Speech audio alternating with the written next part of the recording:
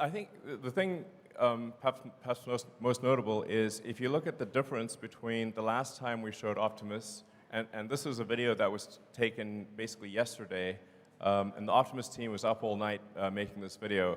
The Optimus team has done an incredible job. So just, yeah.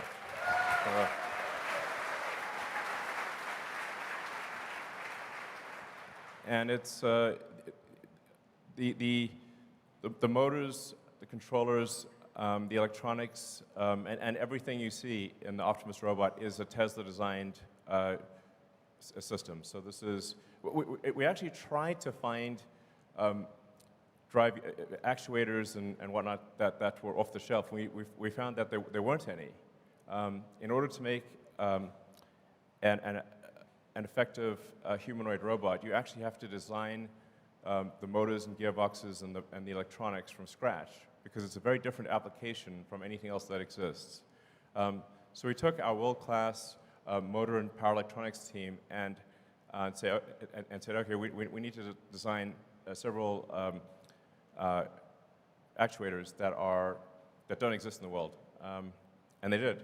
So Optimus is working quite well. And then for full self-driving, as full self-driving gets closer and closer to generalized real-world AI, that same software is transferable to a humanoid robot.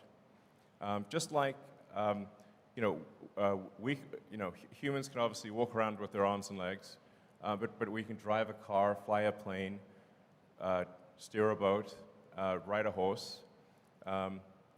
If you have a generalized understanding, or if you have generalized real-world AI, which is what we are developing for full self-driving, it can be transferred to basically anything. So Optimus will use the same FSE computer as the car.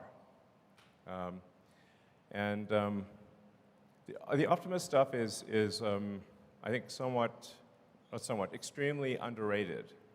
Because people just cannot comprehend the consequences. Now, obviously, we need to make sure that we don't have a Terminator scenario. That's very important.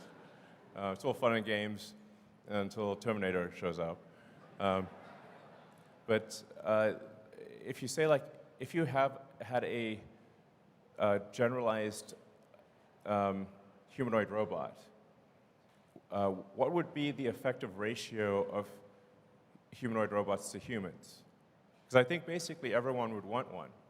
And maybe people would want more than one, which means the actual demand for something like Optimus, if it really works, which it will, is, I don't know, I mean, 10 billion units? It's some crazy number.